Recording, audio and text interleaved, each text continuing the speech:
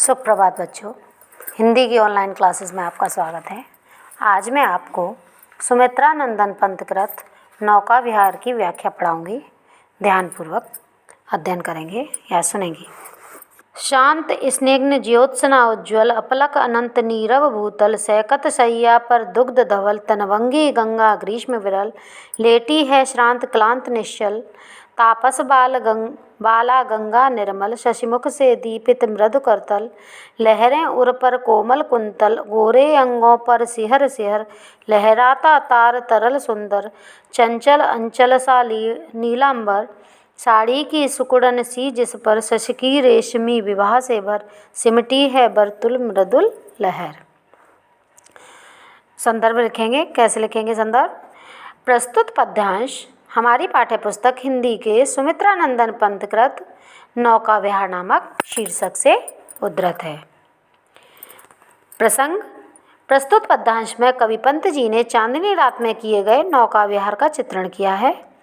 इसमें कवि ने गंगा की कल्पना नायिका के रूप में की है। शब्दार्थ देख लीजिए। स्निग्ध माने तरल या शीतल, ज्योत्सना माने चांदनी, उज्ज्वल माने सफ़ेद, अपलक माने एकटक, अनंत माने जिसका अनंत ना हो यानी आकाश, नीरव शांत या निशब्द, भूतल माने धरातल या पृथ्वी, सैकत माने बालू या रेत, सैया माने सेज बिछावन, दुग्ध माने दूध, धवल माने सफ़ेद, तनवंगी माने कृशकाय पतली, ग्रीष्म विरल माने गर्मी के कारण शिथिल पड़ी हुई, श्रांत माने थकी हुई, क्लांत माने शिथिल पसीने से भरी, निश्चल माने प्रवाहहीन, तापस वाला माने तपस्वी बालिका, निर्मल माने स्वच्छ या पावन, शशि मुख माने चंद्रमा के समान मुख, दीपित माने प्रकाशित, मृदु करतल माने कोमल हथेली और माने छांती, कुंतल माने केश या बाल, तार तरल माने तारों के समान, चंचल व उज्ज्वल, नीलांबर माने नीला आकाश रूपी वस्त्र, विवाह माने चमक, वर्तुल माने गोलाकार या टेढ़ी। अब व्याख्या देखिए। शांत स्निग्ध ज्योत्सना उज्ज्वल अपलक अनंत नीरव भूतल। कवि कहता है कि चारों ओर शांत तरल और उज्ज्वल चांदनी छिटकी हुई है। आकाश टकटकी बांधे पृथ्वी को देख रहा है। सैकत सैया पर दुग्ध धवल तनवंगी गंगा ग्रीष्म विरल। पृथ्वी अत्यंतिक शांत एवं शब्द रहित है। तापस वाला गंगा निर्मल शशिमुख से दीपित मृदु करतल। ऐसे मनोहर एवं शांत वातावरण में क्षीण धार वाली गंगा बालू के बीच मंद मंद बहती ऐसी प्रतीत हो रही है। कैसी प्रतीत हो रही है? मानो कोई छरहरे दुबले शरीर वाली सुंदर युवती दूध जैसी सफ़ेद सैया पर गर्मी से व्याकुल होकर थकी और मुरझाई एवं शांत लेटी हुई है। लहरें उर पर कोमल कुंतल गोरे अंगों पर सिहर सिहर लहराता तार तरल सुंदर। गंगा के जल में चंद्रमा का बिंब झलक रहा है। ऐसा प्रतीत हो रहा है गंगा रूपी कोई तपस्विनी अपने चंद्रमुख को अपने ही कोमल हाथों पर रखकर लेटी हुई हो और छोटी छोटी लहरें उसके वक्ष स्थल पर ऐसी प्रतीत हो रही हों मानो वे लहराते हुए कोमल केश हों। चंचल अंचल सा नीलांबर साड़ी की सुकुड़न सी जिस पर शशकी रेशमी विवाह से वर सिमटी है बरतुल मृदुल है। तारों भरे आकाश की चंचल परछाई गंगा के जल में जब पड़ती है चंचल अंचल सा नीलांबर, तो वह ऐसी प्रतीत होती है मानो गंगा रूपी तपस्विनी बाला के गोरे गोरे अंगों के स्पर्श से बार बार कांपता साड़ी सी सुकुड़न सी जिस पर शशकी रेशमी विवाह से वह ताड़ों जड़ा उसका नीला आंचल लहरा रहा हो। उस आकाश रूपी नीले आंचल पर चंद्रमा की कोमल चांदनी में प्रकाशित छोटी छोटी कोमल टेढ़ी बल खाती लहरें ऐसी प्रतीत होती हैं मानो लेटने के कारण उसकी रेशमी साड़ी में सलवटें पड़ गई हों। इसमें काव्य सौंदर्य देखिए। संस्कृत निष्ठ खड़ी बोली का प्रयोग किया गया है। प्रतीकात्मक शैली है, स्वच्छंद छंद है और अनुप्रास अलंकार है, माधुर्य गुण है। अगला पद्यांश देखिए। चांदनी रात का प्रथम पहर हम चले नाव लेकर सत्वर सिकता की सस्मित सीप पर मोती की ज्योत्सना रही विचार लो पाले चढ़ी उठा लंगर मृदु मंद मंद मंथर मंथर लघुतरणी सहसनी सी सुंदर तिर रही खोल पालों के पर। निश्चल जल के शुचि दर्पण पर बिंबित हो रजत पुलिन निर्भर। दोहरे ऊंचे लगते क्षण भर। काला कांकर का राजभवन सोया लज में निश्चिंत। प्रमन पलकों पर वैभव स्वप्न सघन। इसमें संदर्भ पूर्वक रहेगा। प्रसंग में प्रस्तुत पद्यांश में चांदनी रात में किए जाने वाले नौका विहार का मनोहारी चित्रण किया गया है। शब्दार्थ देखिए। सत्वर माने शीघ्र या तेज, सिकता माने बालू या रेत, सस्मित माने मुस्कुराती हुई, पाल माने नाव का वेग बढ़ाने हेतु उसके ऊपर लगाई गई चादर, लंगर माने नाव को रोके रखने हेतु लोहे का बना भारी कांटा, मृदु माने मधुर, मंदमन माने धीमी धीमी, मंथर माने धीरे, लघुतरणी माने छोटी नाव, तिर रही माने तैर रही, पर माने पंख, शुचि माने स्वच्छ साफ, बिंबित माने प्रत्यक्षायित रजत, पुलिन माने चांद का चमकता हुआ किनारा या पहले किनारे, प्रमन माने शांत, वैभव माने ऐश्वर्य और सघन माने प्रचुर। व्याख्या देखिए। चांदनी रात का प्रथम पहर हम चले नाव लेकर सत्वर। कवि पंत जी कहते हैं कि वे चांदनी रात के प्रथम पहर में नौका विहार करने के लिए एक छोटी सी नाव लेकर तेजी से गंगा के आगे बढ़ जाते हैं।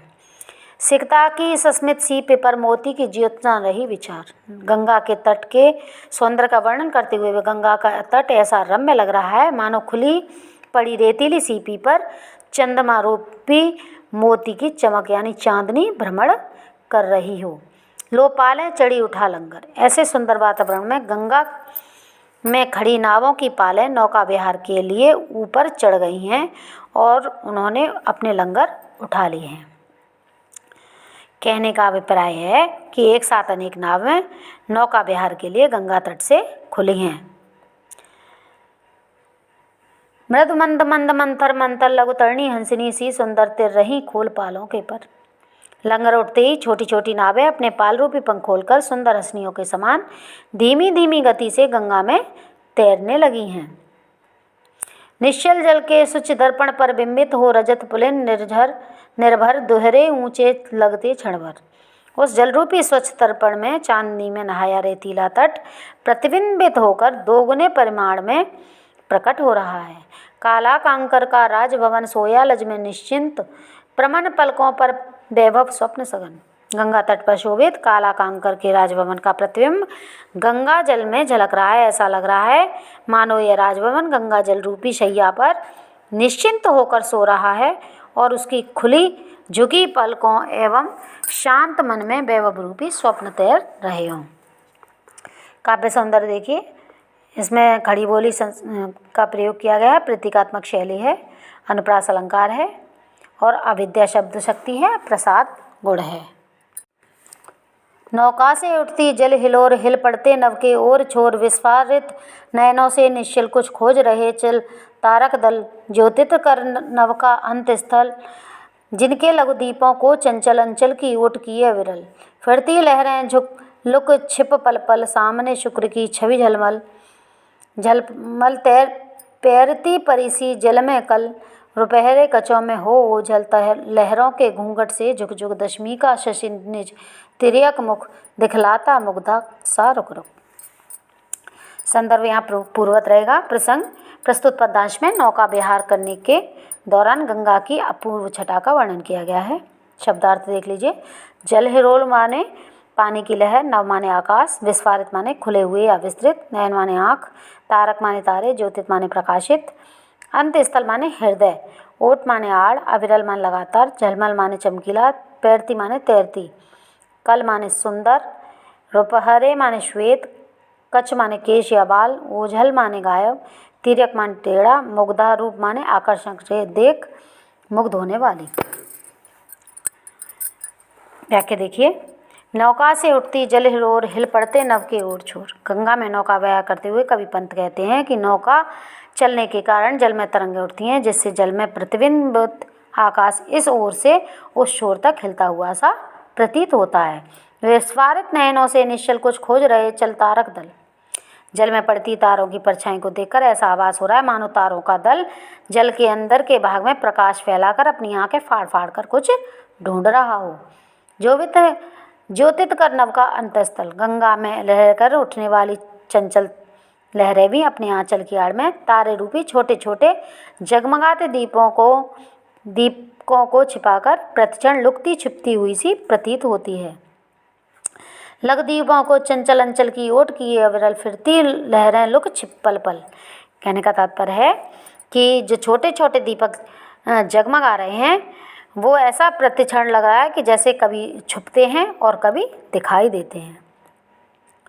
रुपहले सामने शुक्र की छवि झलमल पैरती परिसी जल में कल रुपहरे कचों में हो ओझल। वहीं पास में शुक्र तारे की झिलमिलाती परछाई जल में किसी सुंदर सी परी की तरह तैरती दिखाई दे रही है। श्वेत चमकती हुई जल तरंगों में उस परछाई के ओझल होने का दृश्य इतना मनोहर है कि कभी को चांदनी में चमकते हुए सुंदर केशों में परी के छिप जाने का आभास होता है। लहरों के घूंघट से झुक झुक दशमी का ससने तिर्यक मुख दिखलाता मुग्धासा रुक रुक। जल में प्रतिबिंबित दशमी का चांद का तिरछा मुख कभी लहरों की चंचलता में छिप जाता है तो कभी साकार उठता है। उसे देख कभी को ऐसा प्रतीत होता है मानो अपने ही रूपी यौवन में मुग्ध होकर नायिका अपने मुख को कभी घूंघट में छिपा लेती है और कभी उसे बाहर करती है। यहाँ शांत रस का प्रयोग किया गया है। पुनरुक्ति प्रकाश अलंकार है, लक्षणा शब्द शक्ति है और माधुर्य गुण है।